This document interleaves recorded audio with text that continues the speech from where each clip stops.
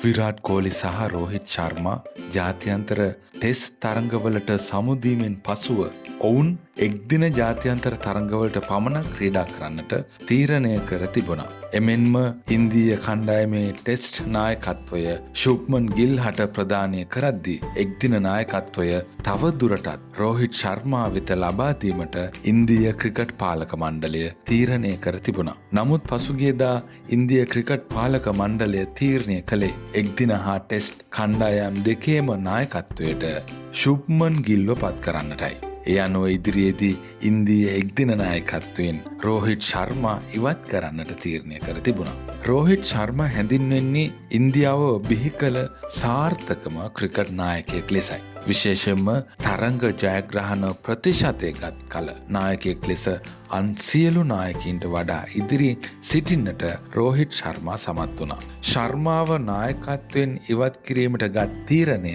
ඉතාමත්ම අභියෝගාත්මක තීරණයක් වූ බව ඉන්දිය ක්‍රිකට් පාලක මණ්ඩලය දැනුම් දී තිබෙනවා. විශේෂයෙන්ම තේරීම් කමිටු ප්‍රධානී අජිත් අගාකා සහ ප්‍රධාන පුහුණුකරු ගෞතම් ගාම්බීර් ප්‍රමුඛ ඉන්දිය ක්‍රිකට් පාලක මණ්ඩලය මේ තීරණය විශේෂයෙන්ම අරගෙන තිබෙන්නේ. පසුගිය එංගලන්ත ටෙස්ට් තරඟ සංචාරය තුළ ශුභ්මන් ගිල් නායකයෙක් ලෙස දැක් වූ පරිණතභාවයත් එක්දින සහ ටෙස්ට් කණ්ඩායම් දෙකේම නායකත්වය ක්‍රීඩකයන් දෙදෙනෙකු අතර පැවතීම කණ්ඩායම කළමනාකරණය කිරීමේදී යම් ගැටලුකාරී තත්ත්වයන් උද්ගත වන නිසා ශුභ්මන් ගිල් හට කණ්ඩායම් දෙකේම නායකත්වය ලබා දීමට තීරණය කළ බවයි